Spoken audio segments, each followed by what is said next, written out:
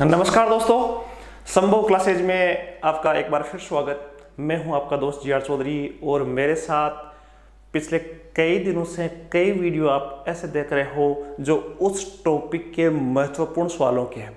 अर्थात मैं बात कर रहा हूं 2020 सीरीज की, जिसमें हम प्रत्येक टॉपिक के 20 महत्वपूर्ण सवाल देखते हैं कि इस टॉपिक में से ज़्यादातर एग्जामों में कैसे सवाल पूछे गए हैं और आप जो तैयारी कर रहे हो उसमें किस प्रकार के सवालों पर आपको ज़्यादा ध्यान देना है। आज मैं आपके लिए लाया हूं टॉपिक गुप्त काल का, और गुप्त काल से संबंधित 20 सवाल हम देखेंगे। उससे आपको काफ़ी कुछ आइडिया होने वाला है कि आखिर गुप्त काल में से सवाल कैसे पूछे जाते हैं। हम फटाफट 20 मिनट में 20 सवाल देखेंगे और मैं आशा करता हूं कि आप 20 सवालों में से 20 के 20 आपको पहले से ही आते होंगे। यदि नहीं भी आ रहे हैं तो अभी भी समय है, इस प्रकार के सवाल आपको पढ़ने ही पड़ेंगे। फटाफट हम पहला सवाल देखते हैं, बीच में बात करेंगे। पहले सवाल की बात करें तो पहला सवाल आपकी स्क्रीन पे इस प्रकार है। गुप्त काल का पहला सवाल यह है, गुप्त काल में सोने की मुद्रा जो होती थी उसको क्या कहा जाता था? गुप्त काल में सोने की मुद्रा को क्या कहा जाता था? ऑप्शन ए है दिनार, ऑप्शन बी है करशापण, ऑप्शन सी है निष्क, ऑप्शन डी है काकनी। 4 ऑप्शन आपकी स्क्रीन पे है, सोच लिया होगा इतनी देर में, और मैं अब आपको उत्तर बता देता हूं। इसका उत्तर जो होगा, उत्तर मैं आपको बताता हूं, उत्तर इसका होगा दिनार। उत्तर क्या होगा इसका? दिनार। उत्तर इसका सही होगा, ऑप्शन ए सही है। दूसरे सवाल पे देखते हैं। दूसरा सवाल इस प्रकार है, निम्न में से कौन सा नाटक कालिदास ने नहीं लिखा? देखो, गुप्त काल जब भी पढ़ो आप तो गुप्त काल में कालिदास की रचनाओं के बारे में बड़ी डिटेल से पढ़ना। बहुत बार सवाल है कालिदास की रचनाओं में से आए हुए हैं, तो कालिदास की जितने भी रचना, नाटक हो, खंडकाव्य हो, महाकाव्य हो, उनके बारे में डिटेल से अपने को पढ़ना है। तो ये सवाल इसी से रिलेटेड है। निम्न में से कौन सा नाटक कालिदास ने नहीं लिखा? ऑप्शन ए है विक्रमो उर्वशीयम, ऑप्शन बी है अभिज्ञान शकुंतलम, ऑप्शन डी है मालवी काग्निमित्रम, और ऑप्शन डी है जानकी हरण। 4 ऑप्शन है और मैं आपको बता चलूं कि जो कालिदास थे उनके 3 ही नाटक थे, 3 नाटक प्रसिद्ध थे। इसमें से चौथा नाटक कौन सा था जो उन्होंने नहीं लिखा? तो इसका उत्तर है जानकी हरण। अब साथ में ये भी पढ़ते रहना कि जानकी हरण किसने लिखा, इसको देखा करो आप। सवाल नंबर तीसरा इस प्रकार है। सवाल तीसरा कह रहा है कि एरन अभिलेख का संबंध किस शासक से है? एरन अभिलेख का संबंध किस शासक से? काफी महत्वपूर्ण अभिलेख। मैं देखो, आपको जब भी गुप्त काल पढ़ो तो ये अभिलेखों के रचनाकार और उनसे संबंधित विषयों के बारे में आपको पढ़ना होगा। 5-4 अभिलेख है, वो किस शासक से संबंधित है, उसका क्या विषय है, ये आपको मोटा मोटा आइडिया होना चाहिए। कम से कम 5-6 जो मुख्य अभिलेख है उनकी एक सूची बनाकर वो किस शासक से संबंधित है और साथ में इसमें कोई महत्वपूर्ण बात आई है कि नहीं। एरन अभिलेख काफी महत्वपूर्ण है, तो एरन अभिलेख किस शासक से संबंधित है? ऑप्शन ए है भानुगुप्त, ऑप्शन बी है चंद्रगुप्त प्रथम, ऑप्शन सी है चंद्रगुप्त द्वितीय, और ऑप्शन डी है समुद्रगुप्त। किस शासक से संबंधित एरन का अभिलेख था? तो इस एरन अभिलेख के बारे में आगे मैं चर्चा भी करूंगा। एरन अभिलेख का उत्तर इसमें आएगा, भानुगुप्त से संबंधित था एरन अभिलेख। और इसका एक और सवाल भी आपकी स्क्रीन पे आएगा, वो काफी इंपॉर्टेंट है। अगला जो चौथा सवाल है, चौथा सवाल इस प्रकार है, अमरकोश के लेखक कौन थे? अमर सिंह किसके शासक से संबंधित थे, किस शासक के दरबार से जुड़े हुए थे? यह आपका सवाल है। पहला ऑप्शन है चंद्र प्रथम या चंद्रगुप्त प्रथम, दूसरा ऑप्शन है अशोक, तीसरा ऑप्शन है हर्षवर्धन, चौथा ऑप्शन है चंद्रगुप्त द्वितीय। आपको कुछ आइडिया हो गया होगा, मैं आपको उत्तर बता के बाद में अब चर्चा करता हूं। ये अमर सिंह जो थे अमरकोश के लेखक, वो चंद्रगुप्त द्वितीय के दरबारी थे। और आप सबको पता होना चाहिए कि जो चंद्रगुप्त द्वितीय के नवरत्न थे, उसके बारे में, नवरत्नों के बारे में आपको पता होना चाहिए। यदि एग्जाम में जा रहे हो आप तो नवरत्नों के बारे में, जो चंद्रगुप्त द्वितीय के दरबारी थे, उनके बारे में आपको डिटेल से पढ़ना है। उनकी डिटेल पढ़ते पढ़ते आपको 9 जो राइटर है या 9 विद्वान जो है उनकी पुस्तकें और वो किस क्षेत्र से संबंधित थे उस पर भी आपका ध्यान होना चाहिए, आपको पता होना चाहिए यदि आपके सिलेबस में गुप्त काल है तो। 5वां सवाल की बात करें तो 5वां सवाल इस प्रकार है, सती प्रथा का पहला उल्लेख कहां से मिलता है? देखो, भारतीय इतिहास की हम बात करें तो सबसे पहले जो सती प्रथा का उल्लेख है वो गुप्त काल में मिला था। गुप्त काल में सबसे पहले सती प्रथा का उल्लेख मिलता है। लेकिन अपना जो सवाल है वो है कि सती प्रथा का प्रथम उल्लेख कहां मिला, कहां लिखा हुआ मिला? तो ये है ऑप्शन ए विल्सन स्तंभ लेख, ऑप्शन बी है भीतरी स्तंभ लेख, ऑप्शन सी है एरन अभिलेख और ऑप्शन डी है मेहरौली स्तंभ लेख। 4 ऑप्शन है। ऐसा कौन सा स्तंभ लेख था जिसमें सती प्रथा का उल्लेख मिलता है?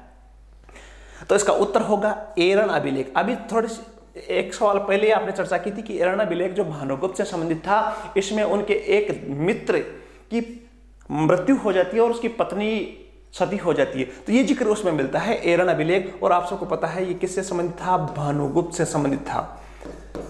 तो काफी महत्वपूर्ण है एरन अभिलेख, तो इसके बारे में आपको पता होना चाहिए। सवाल नंबर 6 आपकी स्क्रीन पे इस प्रकार है। सवाल नंबर 6 है, चंद्रगुप्त द्वितीय ने विक्रमादित्य की उपाधि कब धारण की थी? किस सिलसिले में धारण की थी? ऐसी कौन सी उपलब्धि थी जो उस उपलब्धि को प्राप्त करने पर चंद्रगुप्त द्वितीय ने विक्रमादित्य की उपाधि धारण की थी? ऑप्शन ए है शकुन का उन्मूलन, ऑप्शन बी है गुप्त सिंहासन पर बैठने पर, ऑप्शन सी है चांदी के सिक्के जारी करने के उपलक्ष्य में, या ऑप्शन डी है उपर्युक्त सभी। इन तीनों कारणों से हुई।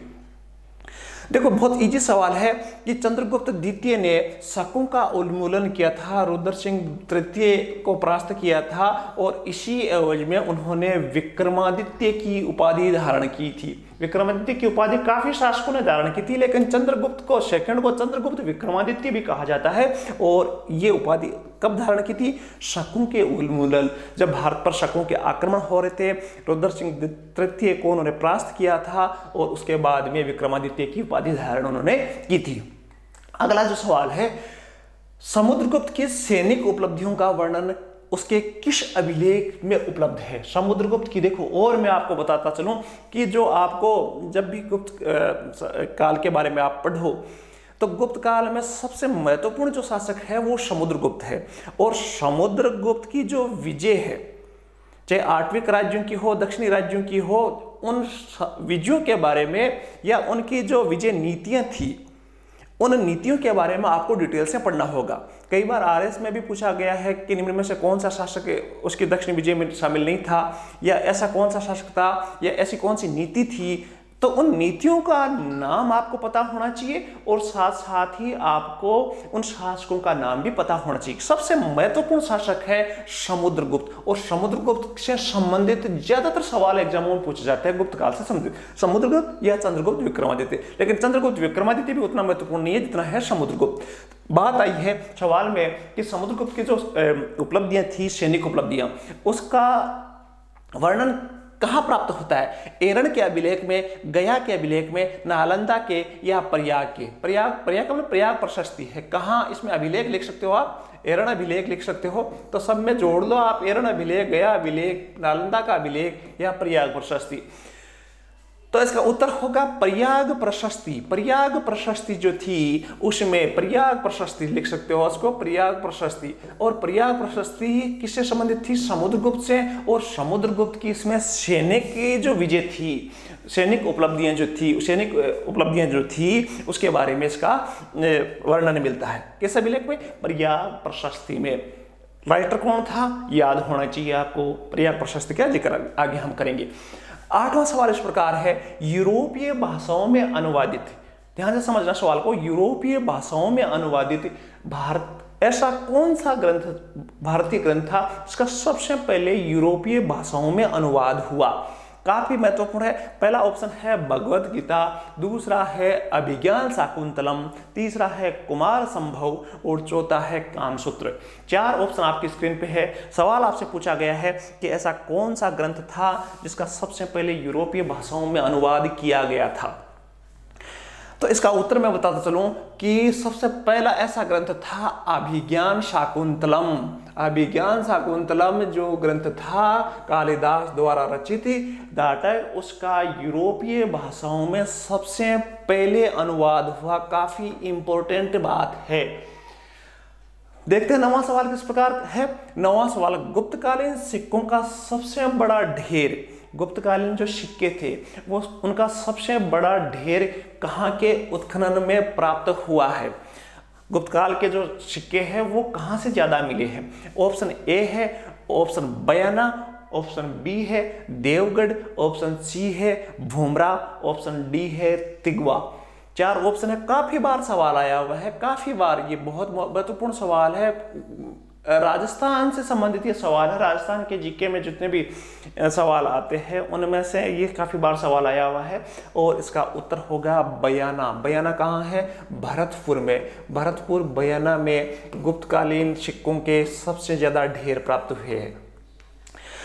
10वां सवाल देखते हैं। 10वां सवाल में आपकी क्या स्थिति है? 10वां सवाल भी काफी महत्वपूर्ण है, आपको सुमेलित करना है। एक तरफ आपको सिक्कों के प्रकार आपको पता होना चाहिए कि गुप्त काल में सिक्कों के अलग अलग शासकों ने अलग अलग प्रकार के सिक्के जारी किए थे। सिक्के काफी महत्वपूर्ण थे गुप्त काल के, तो वो सिक्कों के नाम आपको दिए हुए हैं और दूसरी तरफ वो सिक्के किस शासक से संबंधित थे। तो देखो पहला जो सिक्का इसमें सवाल में लिया है, लेकिन आपको सिक्कों का प्रकार होना चाहिए। समुद्रगुप्त के जो सिक्के हैं 9 प्रकार के सिक्के हैं वो आपको याद होना चाहिए, बाकी मोटे मोटे ये है। पहला ऑप्शन है कुमार देवी प्रकार के सिक्के किसने जारी किए?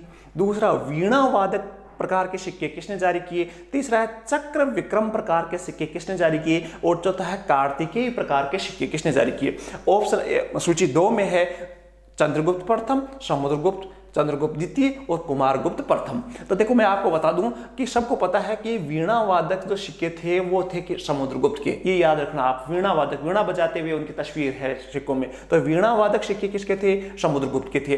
कुमार देवी जो पत्नी थी चंद्रगुप्त प्रथम की, और कार्तिकेय के सिक्के थे कुमारगुप्त प्रथम, और चक्र विक्रम प्रकार के सिक्के थे चंद्रगुप्त। चक्र विक्रम, विक्रमादित्य, चक्र विक्रम का नाम आया तो विक्रमादित्य जोड़ दो आप, तो सारे के सारे सम्मिलित है। तो ए में 1, बी में 2, सी में 3 और डी में 4। इस प्रकार के सिक्के काफी महत्वपूर्ण है। मैं बार बार कह रहा हूँ सिक्कों के बारे में आपको पता होना चाहिए, क्योंकि गुप्त काल के सिक्के काफी महत्वपूर्ण थे। मौर्य काल में उतने महत्वपूर्ण नहीं थे कि नाम पता, लेकिन अलग अलग प्रकार के सिक्कों के अलग अलग प्रकार के राजाओं से संबंध थे। 11वां सवाल देखते हैं। 11वां सवाल इस प्रकार है, निम्न में से कौन सा सही सुमेलित नहीं है? देखो आपको पूछा गया है कि सभी सही सुमेलित नहीं है। प्रयाग प्रशस्ति, रवि कीर्ति, कीर्तार्जुनियम, भारवी, 10 कुमार चरित्र, दंडित, मृच्छकटिकम, शूद्रक। 4 आपकी स्क्रीन पे ऑप्शन है, इसमें से कौन सा सुमेलित नहीं है? परीक्षा में बैठने से पहले आप सवाल को ध्यान से पढ़ना चालू कर दो। नहीं वाले में बार बार फोकस करता हूं, नहीं लिखा हुआ है तो उसको समझना है आपको। तो देखो इसका उत्तर होगा प्रयाग प्रशस्ति। आपको सबको पता है कि प्रयाग प्रशस्ति थी वो किसकी थी? हरिसेन की। हरिसेन प्रयाग प्रशस्ति, जबकि रवि कीर्ति ने लिखा है एहोल। ध्यान से देखना, रवि कीर्ति ने कौन सा स्तंभ लेख लिखा? एहोल अभिलेख से संबंधित है, जो कि प्रयाग प्रशस्ति किससे संबंधित है? हरिसेन से। बाकी ये सारे के सारे क्या है? सुमेलित है। अगला सवाल देखते हैं। 12वां सवाल है, किस पुस्तक का अरबी अनुवाद जिज अल अर्ज बहर के नाम से प्रसिद्ध हुआ? गुप्त काल की एक महत्वपूर्ण पुस्तक थी जिसका अरबी में अनुवाद हुआ, और अरबी में जो अनुवाद होने के बाद में नाम आया वो था जिज अल अर्ज बहर। बहुत महत्वपूर्ण, मोस्ट इंपोर्टेंट। तो वो आखिर पुस्तक, मूल पुस्तक कौन सी थी जिसका अनुवाद इस नाम से हुआ? आर्यभट्टियम, पंचतंत्र, अमरकोश या रामायण? तो आपको पता है कि यार यहां चर्चा तो मैं रामायण की तो कर नहीं रहा हूं। अब इनमें से देख लो, आर्यभट्टियम, पंचतंत्र, अमरकोश या रामायण। 4 ऑप्शन थे और इसका उत्तर है आर्यभट्टियम। मैंने पहले ही कहा था कि चंद्रगुप्त विक्रमादित्य के जो नवरत्न थे ये आर्यभट्टियम, आपको पुस्तक पता है आर्यभट्ट ने लिखी थी, और इसी पुस्तक का अरबी भाषा में अनुवाद हुआ और उसका नाम था जिज अल अर्ज बहर। 13वां सवाल इस प्रकार है, भारतीय मंदिर निर्माण में शिखर का, जो शिखर बनता है मंदिरों पर, उसका पहला उदाहरण कौन से मंदिर का है? काफी अच्छा सवाल है, क्योंकि मैं आपको बताता चलूं कि जो गुप्त काल जो था उसी में सबसे पहले मंदिर निर्माण कला का विकास हुआ था। बहुत सारी चीजें थी जो गुप्त काल में प्रारंभ हुई थी। सती प्रथा का जिक्र अभी पता चला कि गुप्त काल में प्रारंभ हुई थी। मंदिर निर्माण प्रारंभ हुआ था, शिखर मंदिर पर शिखर बनाने का, और मंदिर निर्माण की एक शैली थी पंचायतन शैली, तो उसका भी इसमें आपको पढ़ना चाहिए। तो सवाल है, भारतीय मंदिर निर्माण में शिखर का पहला उदाहरण है, मंदिरों पर जो शिखर बनता है आपने देखा है, उसका पहला उदाहरण कौन सा था? नाचना कुठारा मंदिर, भूमरा का शिव मंदिर, देवगढ़ का दशावतार मंदिर और तिगवा का मंदिर। 4 ऑप्शन है, और इसका ऑप्शन का उत्तर मैं बता दूं, इसका उत्तर होगा देवगढ़ का दशावतार मंदिर। और इसके साथ ही आपको पता होना चाहिए, यदि सवाल इस प्रकार भी आ जाए कि भारत में प्राचीनतम मंदिर का जो वर्णन है वो कौन से मंदिर का, प्राचीनतम मंदिर कौन सा माना जाता है, तो उसका उत्तर भी होगा देवगढ़ का दशावतार मंदिर। देवगढ़ का दशावतार मंदिर, उसमें पहला शिखर का और पहले मंदिर का वर्णन है। कहाँ है, पता करना है इनके बारे में। 14वां सवाल है, गुप्त काल में के किस शासक के सर्वाधिक अभिलेख मिलते हैं? ऐसा कौन सा गुप्तकालीन शासक था जिसने सबसे ज्यादा अभिलेख इनके मिलते हैं? ऑप्शन ए है समुद्रगुप्त, ऑप्शन बी है चंद्रगुप्त सेकंड या चंद्रगुप्त विक्रमादित्य, ऑप्शन सी है कुमारगुप्त और ऑप्शन डी है श्रीगुप्त। तो देखो इसका उत्तर होगा कुमार गुप्त के सर्वाधिक अभिलेख है वो मिलते हैं गुप्त काल के। ऐसा शासक कुमार गुप्त प्रथम, उसका जिक्र प्रथम लिखा हुआ है, सेकंड थर्ड भी थे, तो प्रथम का जो अभिलेख है वो सबसे ज्यादा इसमें मिलते हैं। सवाल नंबर 15, किस शासक को शकारी, एक उपाधि थी शकारी? अब देखो आपको थोड़ा थोड़ा आइडिया होना चाहिए कि ऐसा कौन सा गुप्तकाल शासक था जिसने शकारी के नाम से जाना था। शकारी का मतलब होता है, थोड़ा सा हिंदी में भी जानते हो, शक प्लस अरी, अरी का मतलब होता है दुश्मन, शकों का दुश्मन। अब वो शकों का दुश्मन कौन था आपको पता होगा, जिसने शकों का उन्मूलन किया था वही शकों का। तो इसमें समुद्रगुप्त, चंद्रगुप्त फर्स्ट, चंद्रगुप्त सेकंड और कुमारगुप्त, कौन सा उत्तर होगा? तो आप सबको पता हो गया। इसका नाम पता चलते ही चंद्रगुप्त विक्रमादित्य ने विक्रमादित्य की उपाधि धारण की थी और इसीलिए उनको शकारी कहा जाता है। शक अरी, अरी का मतलब होता है दुश्मन।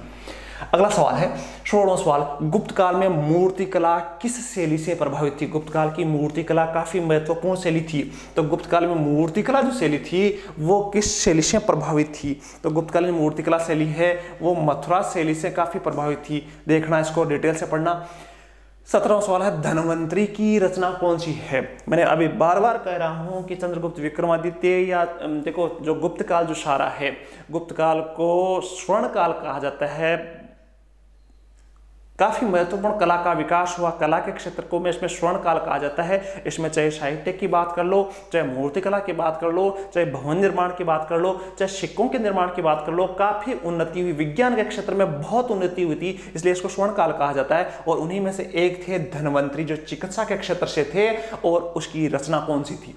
पहला ऑप्शन है निघंटु, दूसरा ऑप्शन है खंडखाद्य, तीसरा ऑप्शन है त्रिशती और चौथा ऑप्शन है सिद्धांत शिरोमणि। ये चारों किताबों के राइटर आपको पता होना चाहिए, चारों किताबें महत्वपूर्ण है।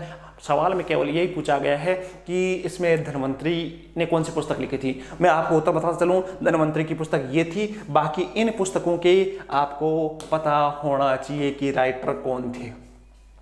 अगला सवाल 18वां सवाल है, 18वां सवाल, निम्न में से कौन सा सुमेलित नहीं है?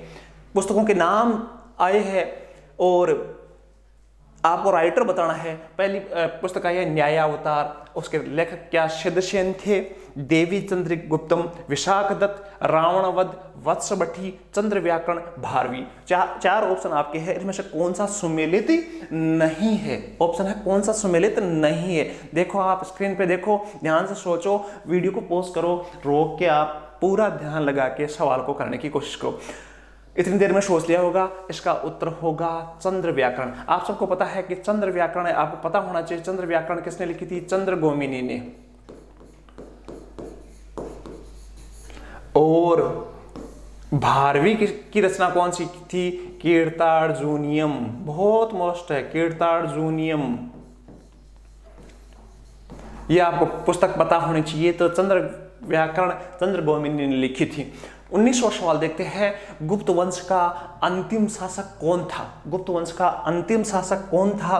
श्रीगुप्त, दूसरा ऑप्शन है कुमारगुप्त, तीसरा ऑप्शन है आदिगुप्त, चौथा ऑप्शन है सी ऑप्शन है विष्णुगुप्त। कौन सा उत्तर इसमें होगा? अंतिम शासक का जिक्र आया है, अंतिम सवाल के लगभग है, तो इसका उत्तर है विष्णुगुप्त को गुप्त वंश का अंतिम शासक माना जाता है। और अब आपकी स्क्रीन पे है लास्ट सवाल, देखते हैं वो सही होता है कि नहीं होता। मंदसौर प्रशस्ति किसके द्वारा लिखित है? मंदसौर प्रशस्ति किसके द्वारा लिखित है? और इसका ऑप्शन ए हरिसेन, दूसरा वत्सबट्टी, तीसरा है वीरसेन, चौथा है शिखर स्वामी। और जाते जाते मैं बता दूं, इसका उत्तर होगा वत्सबट्टी। देखते हैं, आप सोचो कि कितने आपके सवाल इनमें से सही हुए, नहीं हुए, कोई बात नहीं। इस प्रकार के सवाल एग्जामों में आते हैं, आपकी तैयारी उस टॉपिक को ऐसे ही सवालों को देखकर करनी है। इस प्रकार के सवाल एग्जामों में आए हुए हैं और आगे भी उम्मीद करते हैं कि इस प्रकार के सवाल आते हैं।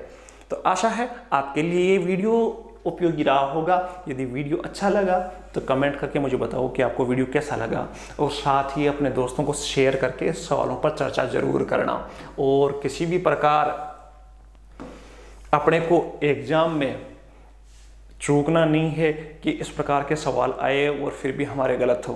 तो आशा है एक अच्छा वीडियो आपके लिए रहेगा। एक नई वीडियो के साथ मैं जल्दी हाजिर होऊंगा। तब तक के लिए धन्यवाद। जय हिंद।